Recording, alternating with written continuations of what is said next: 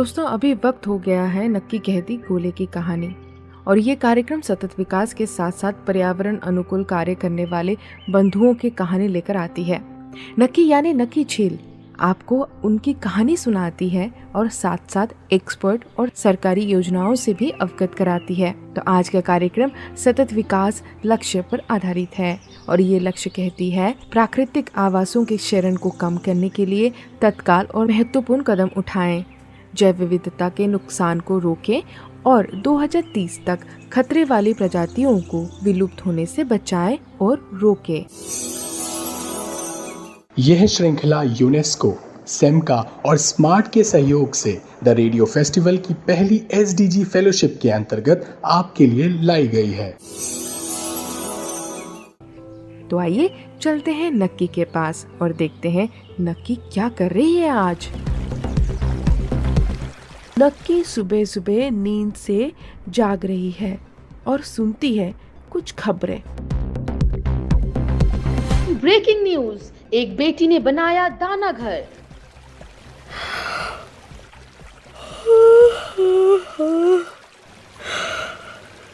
ये दाना घर क्या होता है भाई?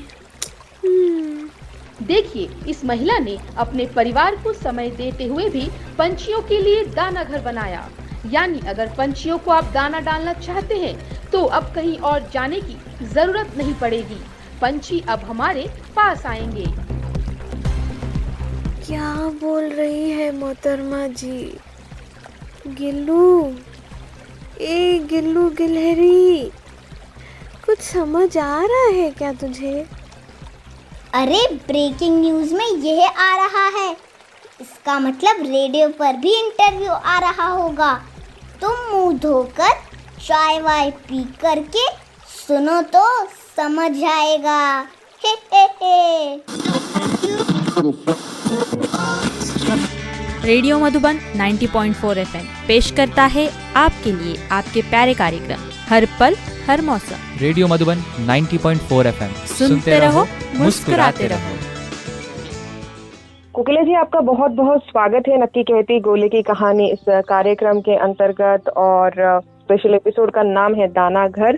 तो कोकिला जी, आपसे पहले पूछना चाहेंगे कि आप कब से आप चिड़ियों के लिए काम कर रहे हैं? पहले सबको आपको नमस्कार। मैं 2019 से स्पैरोस के लिए मैंने काम शुरू किया था। जी, आपने क्यों सोचा कि आपको चिड़ियों के लिए काम करना चाहिए? देखो, एक अगर स्पीशीज डिक्लाइन होती है तो इसका संकेत यही है कि इकोसिस्टम इम्बैलेंस है। तो इसके लिए अपने को हर स्पीशीज को बचाने की जरूरत है।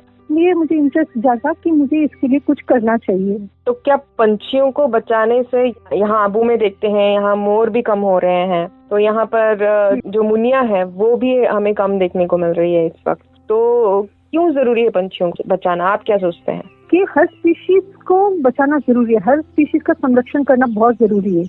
क्योंकि मतलब इंसान ने क्या क्या डेवलपमेंट के नाम पर जंगल को नाश ही करते जा रहे हैं, उजाड़ते जा रहे हैं जंगल को। सृष्टि तो सबके लिए बना हुआ है, सबके लिए सब कुछ दिया था, पर इंसान के स्वार्थ के कारण ये सब मिट रहा है, जंगल खत्म हो रहे, तो इन पंछियों के लिए खाने की सुविधाएं नहीं रही।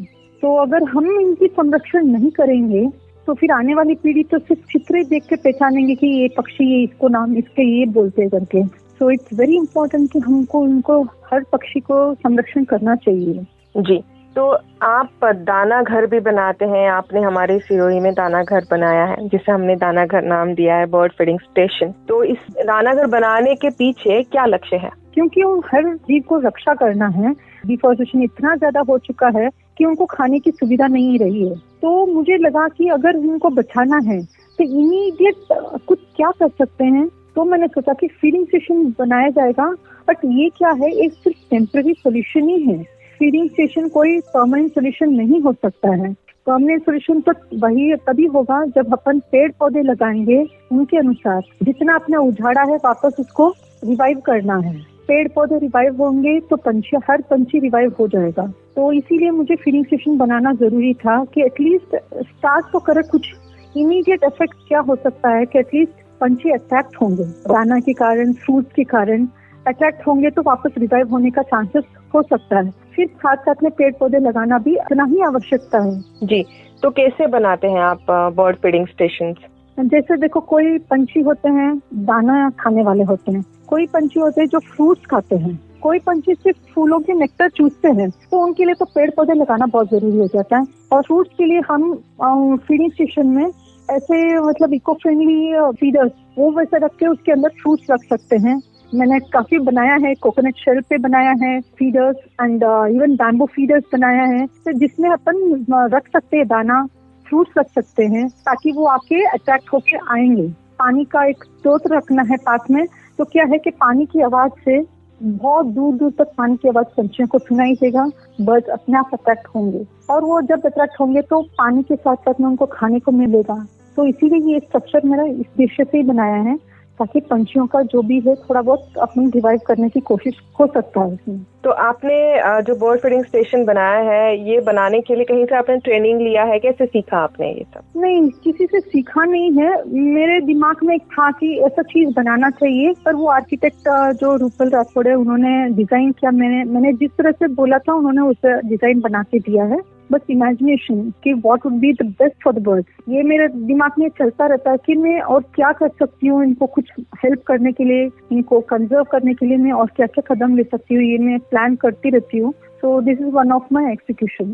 जी, तो अभी तो शुरुआत है और आपने शुरुआती दौर में सिरोही में बर्ड फीडिंग स्टेशन बनाया है, तो क्या देख रहे हैं, ये सफल हो रहा है? क्या पंछी आ रहे हैं दाना खाने के लिए? मोर वगैरह सब आते ही हैं, मोर है और गौरैया है, ये सब आते ही है रेगुलरली। बट द स्पीशीज आने में मुझे अभी उनके लिए थोड़ा और करना बाकी है। फूलों के पौधे भी लगाए हैं, so we'll have to wait for the changes. Okay, एक और क्वेश्चन है आपके लिए। आप अपने घर के सभी कर्तव्यों को निभाते हुए इसे मैनेज करते हैं। आप घर में बच्चों का भी ख्याल रखते हैं, जैसे परिवार को संभालना है वैसे संभाल भी रहे हैं, तो कैसे मैनेज करते हैं ये सब? घर और सोशल वर्क दोनों को निभाना मुश्किल जरूर है, पर नामुमकिन नहीं है। संकल्प से सिद्धि, तो मुझे करना ही है, क्योंकि मुझे बस मैंने ठान लिया, मुझे अच्छा लगता है उनके लिए करना। सृष्टि के लिए कुछ मैं वापस दे दूं, ये मेरे लिए सौभाग्य की बात है कि मैं कुछ कर पाऊं। वैसे ही थोड़ा बहुत मुश्किल तो होता है, पर मैं कर पा रही हूँ। जी, शेड्यूल बहुत टफ रहता है मेरे लिए, but somehow I'm trying to manage balance both। मैं जब शुरू करी थी मुझे खुद को पता नहीं था कि ये मोड भी मिलेगा, मतलब I go into this track also. पंछियों का करते करते मुझे लगा कि पंछी किस पर निर्भर है, तो अगर मैं करूंगी तो ओनली टेम्परेरी सोल्यूशन होगा, मुझे परमानेंट सोल्यूशन की तरफ जाना है। तो मुझे लगा कि पेड़ पौधे उगाना बहुत जरूरी है। फिर अगर पेड़ पौधे लगाना है तो क्या हर इंसान जा जाके पौधे सैंपलिंग लगाएगा? क्या ये मुमकिन है? क्या वो सैंपलिंग लगाने के बाद पानी देना क्या हो पाएगा सबसे? तो मुझे लगा कि नहीं, मुझे सीड बॉल करना चाहिए, ताकि ये क्या होगा कि हर कोई पार्टिसिपेट कर सकेगा रिवाइव नेचर के लिए। अगर नेचर रिवाइव होगी तो पंछी अपने आप, हर स्पीशीज रिवाइव होना शुरू हो जाएगा।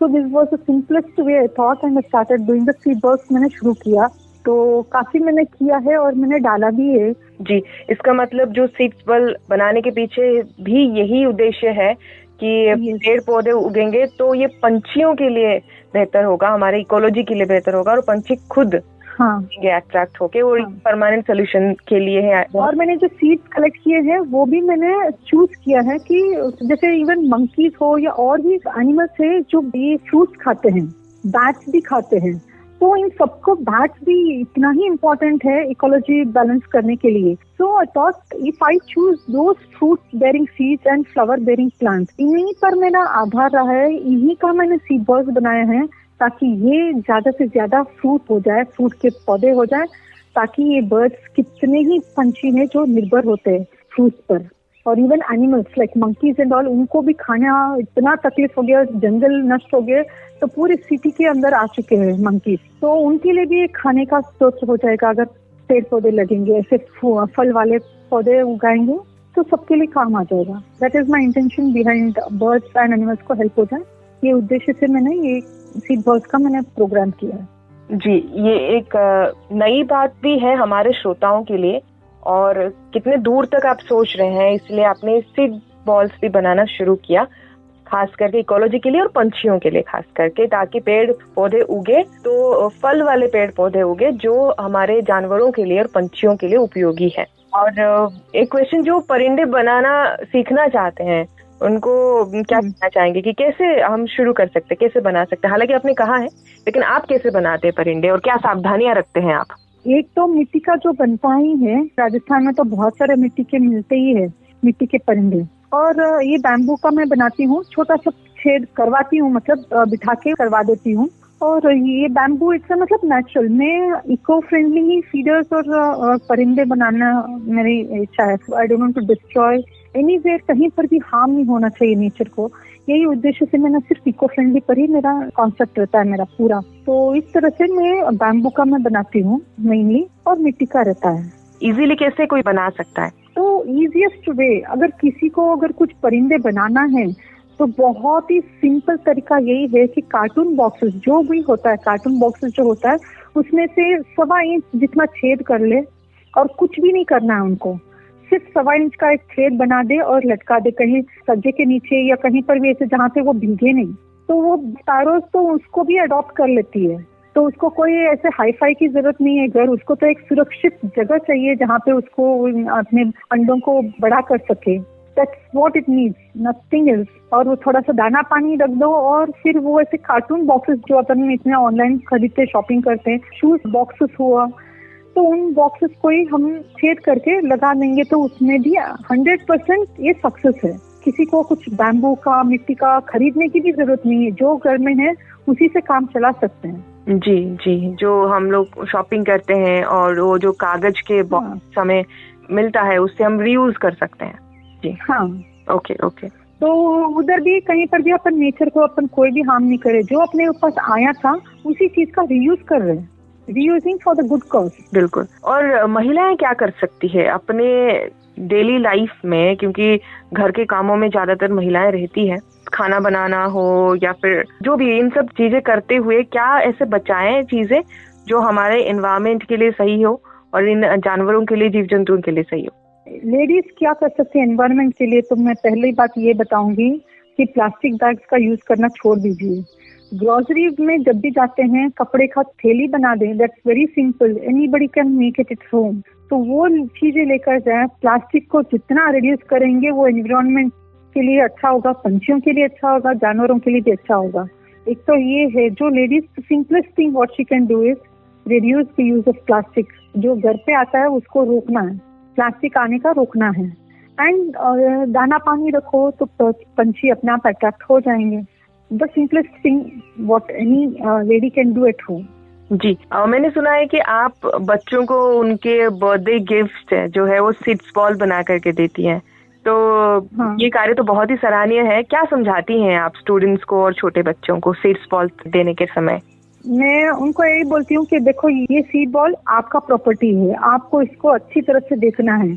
हर मतलब तुम बताना कि कैसे ग्रो हो रहे हैं, उसका पिक्चर्स लेना, ऑल दीज थिंग्स मैं बच्चों को बोलती हूँ कि तुम ऐसा करो। तो उनको क्या होता है कि ये मेरा है, then when they will have that it's my thing, उनको अच्छी तरह से देखभाल कर लेते हैं, मतलब they feel that it is mine and I have to take care of this now. तो ऐसे इंटरेस्ट आ जाता है उनको बच्चों को, और specially when we give it in a nice wrapper डाल के देते हैं, अच्छा अट्रैक्टिव बनाते, तो उनको ज्यादा अच्छा लगता है छोटे बच्चों को। जी जी जी, बहुत क्रिएटिव तरीके से आप एनवायरनमेंट के लिए काम कर रहे हैं और आगे भी हम आपसे बातचीत करते रहेंगे। And thank you so much समय देने के लिए एंड हमसे बात करने के लिए। और आज नक्की लेक तो बहुत ही खुश हो रही होगी क्योंकि आप इस राजस्थान की बेटी हो और आप राजस्थान के लिए, हमारे सिरोही के लिए बहुत कुछ कर रहे हैं। बहुत बहुत धन्यवाद आपका। थैंक यू, धन्यवाद आपको भी। बहुत बहुत शुक्रिया कोकिला जी, आपने बहुत ही सराहनीय कदम उठाया और मुझे खुशी है मेरी बेटी न सिर्फ चिड़ियों के लिए कार्य करती है, लेकिन गोबर से दिया बनाने से लेकर बीजों को संरक्षण करने की, पर्यावरण के अनुकूल सीड्स बॉल्स बनाती है और स्टूडेंट्स को भी प्रेरित करती है। I am proud of you.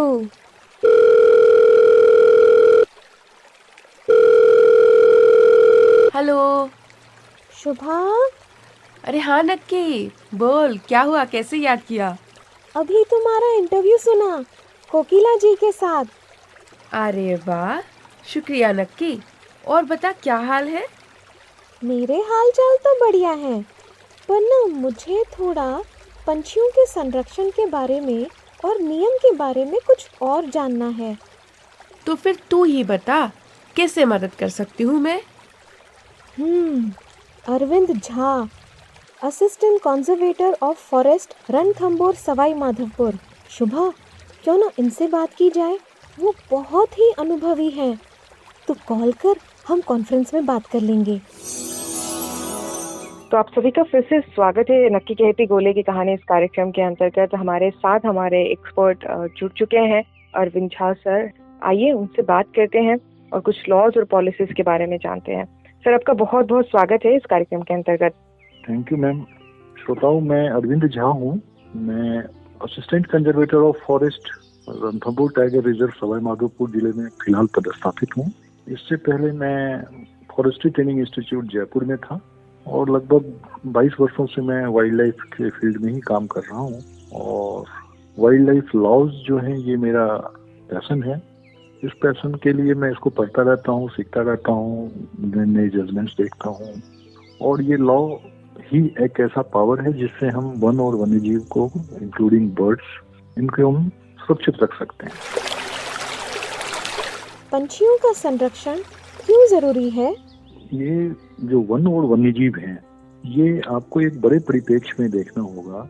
ये हमारे मानव सभ्यता, मानव जीवन के अस्तित्व के लिए बहुत ही आवश्यक है। ये जिस बायोम में, जिस पृथ्वी पे हम रहते हैं और रहने के लिए जो चीजें हमारे लिए नितांत आवश्यक है, उन चीजों का दोहन हम इसी प्रकृति से करते हैं। और प्रकृति अपने आप में कुछ नहीं है, बल्कि एक इंटीग्रेटेड इकोसिस्टम है जिसके अलग अलग लेवल्स हैं। अलग अलग लेवल्स पे एनर्जी फ्लो होते हैं और उसका जो आउटकम है वो हम इंसान उसको यूज करते हैं। फॉर द टाइम, आप थोड़ी देर के लिए मान लीजिए, ये ऑक्सीजन की महत्व जब ये फ्री में मिल रहा है हम सबको, तो इसका महत्व हम ज्यादा नहीं देते हैं। लेकिन अभी जो कोविड का प्रकोप आया था, तो हम सब समझते हैं कि ऑक्सीजन क्या चीज होती है। फिर भी मैं कहूँ, आपने सुना होगा, न्यूज़पेपर में पढ़ा होगा, ऑक्सीजन कंसंट्रेटर, ऑक्सीजन प्लांट, ये सब जो नई नई तकनीक आए हैं, ये कोई भी ऑक्सीजन को क्रिएट करके नहीं दे रहा है। ये जो प्रकृति ने वातावरण में ऑक्सीजन उपलब्ध कराया है, इसी ऑक्सीजन को वो फिल्टर करके, पैकिंग करके आपको पहुंचाया जा रहा है। मतलब मानव के पास वो ताकत अभी भी नहीं आई है कि इस कम खर्च में आपको इतना शुद्ध ऑक्सीजन उपलब्ध करा सके। आपने क्या किया, जो ये पेड़ पौधे और दूसरी वनस्पतियां हैं इकोसिस्टम की, उसका प्रोड्यूस है ऑक्सीजन, प्राणवायु। इस प्राणवायु को जो उन्होंने प्रकृति में दे रखा है, उसको आपने अपनी तकनीक से फिल्टर कर लिया, पैकेजिंग कर लिया और उसको आपने यूज कर लिया। तो ये तो एक एग्जाम्पल, मैं उदाहरण बता रहा हूँ। इस तरह से अपने कई ऐसी चीजें हैं, जैसे आप जो माइक्रो न्यूट्रिएंट्स होते हैं, कृषि सबके लिए आवश्यक है। यदि कृषि नहीं हो तो हम खाना क्या खाएंगे। और कृषि अच्छे उत्पाद के लिए आपको माइक्रो न्यूट्रिएंट्स की जरूरत पड़ती है। माइक्रो न्यूट्रिएंट्स कहाँ से आएंगे? माइक्रो न्यूट्रिएंट्स, ये जो वनस्पतियां हैं, इसकी रिसाइकलिंग करके आती है सॉइल से। और यदि ये ना रहे तो कृषि का उत्पादन उतना नहीं रह जाएगा और हमारा जीवन फिर खतरे में आ जाएगा। तो ये जो बायोकेमिकल्स हैं, बायोकेमिकल्स जो माइक्रो न्यूट्रिएंट्स के रूप में उनको मिलता है, तो ये इकोसिस्टम की देन है, इंटीग्रेटेड इकोसिस्टम। और इसी इकोसिस्टम का एक पार्ट है परिंदा, जिसके ऊपर आज आप प्रोग्राम कर रहे हैं। इसका एक बहुत ही महत्वपूर्ण पार्ट है परिंदा, जिसको बर्ड्स कहते हैं, पक्षी कहते हैं। और ये हमारे मानव सभ्यता के अस्तित्व के लिए अन्य चीजों के साथ साथ इनका भी होना बहुत आवश्यक है। तो मैंने एक छोटा सा उदाहरण दिया है आपको। जब आप इस पे मंथन करेंगे तो आप खुद समझेंगे, प्रकृति ने जो हमें जिस चीप कॉस्ट पे उपलब्ध कराया है, वो हम बहुत भारी खर्चे से भी हम उसको बना नहीं सकते। ठीक है मैम जी। राजस्थान में क्या पॉलिसीज हैं परिंदों के लिए? हाँ, देखिए, अलग अलग इकोसिस्टम के अलग अलग कंपोनेंट्स को बचाने के लिए, जिससे कि हमारा लाइफ पीढ़ी दर पीढ़ी आगे बढ़ता रहे, उसके लिए अलग अलग लॉज बनाए हैं। बर्ड्स, परिंदा इकोसिस्टम का एक बहुत अभिन्न पार्ट है, हिस्सा है उसका। ये भी ब्रॉडली इसको कहा गया है कि ये एक प्रकार का वन्य जीव है। इस वन्य प्राणी के लिए हमारे राजस्थान में एक बहुत पुराना इतिहास है। जब आजादी के पहले भी था एक कानून जो उन दिनों के राजाओं ने बना रखे थे, और बाद में एक Rajasthan wild life and birds protection act 1956 बना हुआ था। अब धीरे धीरे आजादी के बाद इस बर्ड्स को सुरक्षित रखने के लिए माहौल बदले, परिस्थितियां बदली, तो इस लॉ को हटा के 1953 में ही राजस्थान सरकार ने अपना एक एक्ट बनाया था जिसका नाम है राजस्थान फॉरेस्ट एक्ट। 56 में उसको रिपील किया, लेकिन ये 53 का एक्ट, जिसको हम शॉर्ट में कहते हैं RFA 1953, ये स्वतंत्र भारत में राजस्थान का पहला एक्ट था जो वन्य जीवों के साथ साथ वनों की सुरक्षा को प्रदान करने के लिए बनाया गया था। इसमें इस कानून के राजस्थान फॉरेस्ट प्रोटेक्शन एक्ट के हिसाब से जो 1953 का है, सारे ही वन्य जीवों को एक वन्य प्राणी की श्रेणी दी गई थी, और यदि कोई इसका शिकार करता है या किसी तरह से नुकसान करता है तो कानूनी उस पर पाबंदी है। आपको 6 महीने की सजा हो सकती है, कारावास हो सकता है और जुर्माना हो सकता है, कुछ मॉनेटरी जुर्माना।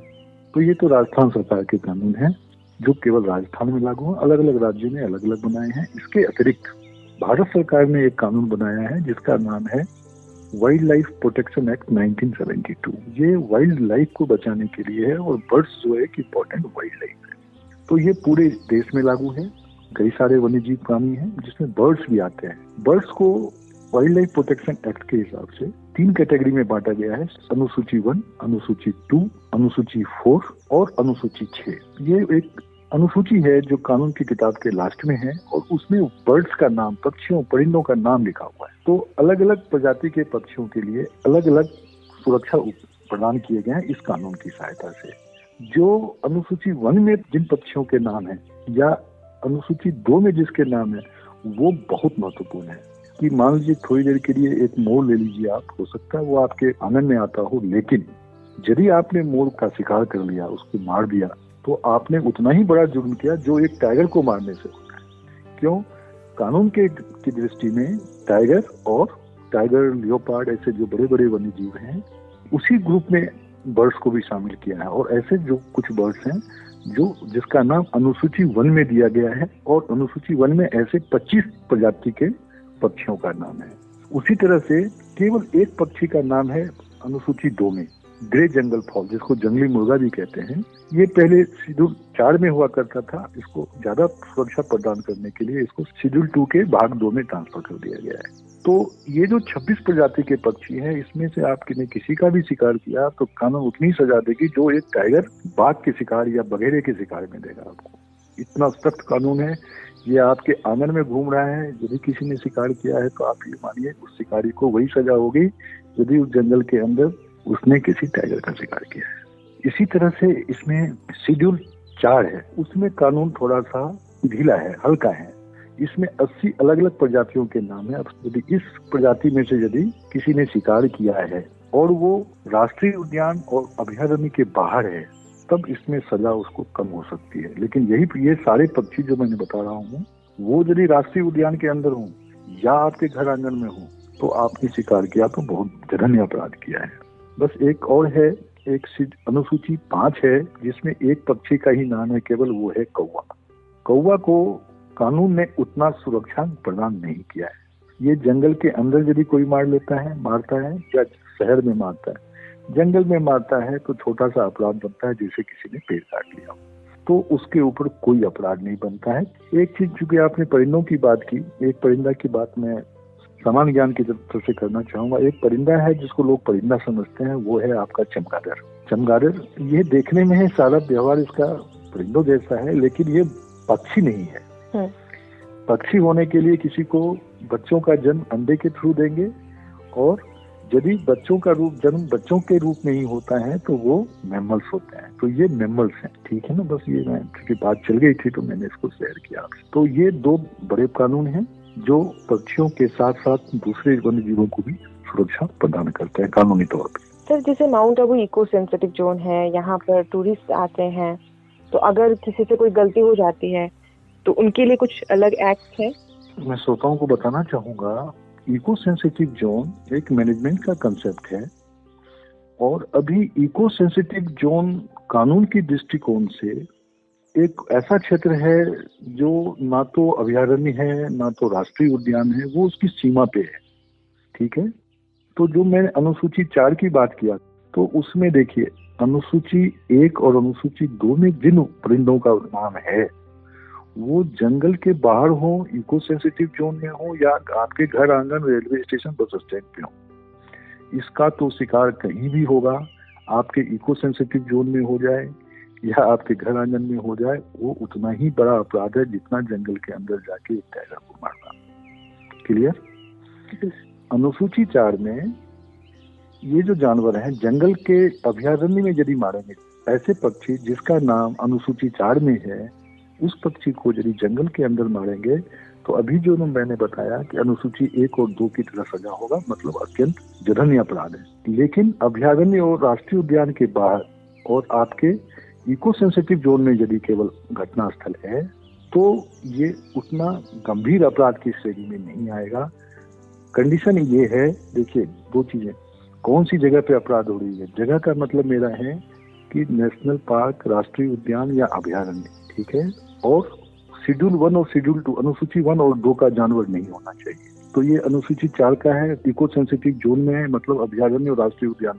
तो यहाँ अपराध तो है लेकिन ये इतना बड़ा अपराध नहीं है। मतलब यदि वहाँ के फॉरेस्ट अधिकारी, पुलिस अधिकारी चाहें तो इनको जुर्माना लेके छोड़ सकते हैं, और नहीं तो उसको कोर्ट में प्रोसिक्यूट करके उसको कोर्ट से सजा दिला सकते हैं। लेकिन याद रखिए ये अनुसूची 1 और 2 का नहीं होना चाहिए। वो कहीं भी है तो अनुसूची 1 और 2 है। आपका घर आंगन इको सेंसिटिव जोन, ये केवल लागू होता है अनुसूची 4 में, और वो भी नेशनल पार्क, राष्ट्रीय उद्यान और अभयारण्य के बाहर। याद रखिए, तो ये है प्रोटेक्शन की सीमाएं जो कानून इन पक्षियों को उपलब्ध कराती है। जी sir, thank you so much sir हमारे साथ जुड़ने के लिए। दोस्तों, तो आपने तो उस चिड़िया की कहानी सुनी होगी ना, जिसने अपनी छोटी सी चोंच से जंगल में आग बुझाने का प्रयास किया था, और उससे प्रेरित होकर अन्य जानवरों ने भी योगदान दिया था। तो आइए हम भी कोकिला बहन जैसे कार्यकर्ताओं को सहयोग करें। दोस्तों, आज का कार्यक्रम आपको कैसा लगा हमें ज़रूर बताएं। हमारा नंबर है 9414151415। आज आपके लिए एक होमवर्क है। आप हमें आपके घर आंगन में आने वाली पंछी का फ़ोटो सेंड करें व्हाट्सएप पर।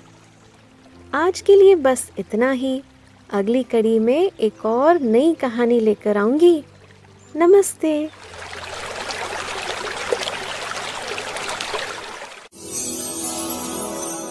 यह श्रृंखला यूनेस्को, सेमका और स्मार्ट के सहयोग से द रेडियो फेस्टिवल की पहली एसडीजी फेलोशिप के अंतर्गत आपके लिए लाई गई है। नक्की कहती गोले की कहानी, सुनो सुनो नक्की की वाणी। अपनी सुविधाओं के लिए पेड़ न काटना, प्रकृति से न करो मनमानी, क्रोधित होगी चिड़िया रानी। नक्की कहती गोले की कहानी, सुनो सुनो नक्की की वाणी, सुनो सुनो नक्की की वाणी।